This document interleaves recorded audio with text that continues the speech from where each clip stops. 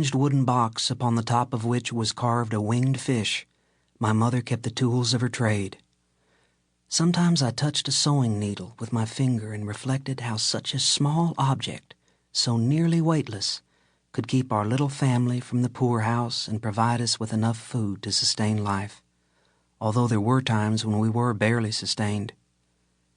Our one room was on the first floor of a brick and timber house which must have seen better times. Even on sunny days, I could press my hand against the wall and force the moisture which coated it to run to the floor in streams. The damp sometimes set my sister Betty to coughing, which filled the room with barking noises like those made by quarreling animals. Then my mother would mention how fortunate we were to live in New Orleans, where we did not suffer the cruel extremes of temperature that prevailed in the north. And when it rained for days on end, leaving behind when it ceased a green mold which clung to my boots, the walls, and even the candlesticks, my mother thanked God that we were spared the terrible blizzards she remembered from her childhood in Massachusetts. As for the fog, she observed how it softened the clamor from the streets and alleyways and kept the drunken riverboat men away from our section of the Vieux Carré.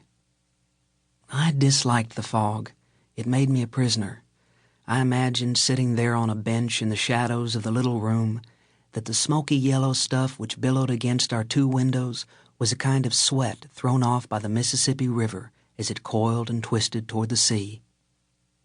Except for the wooden sewing box, a sea chest which had belonged to my mother's father, and her work table, we owned scarcely anything. One cupboard held the few scraps of our linen, the cooking pots and implements, candle ends, and a bottle of burning liquid which my mother rubbed on Betty's chest when she was feverish. There were 2 chamber pots on the floor, hidden by day in the shadow of the cupboard, but clearly visible by candlelight, the white porcelain one chipped and discolored, the other decorated with a painting of an ugly orange flower, which my mother said was a lily. There was one pretty object in the room, a basket of colored spools of thread which sat on the sill of the window facing Pirate's Alley.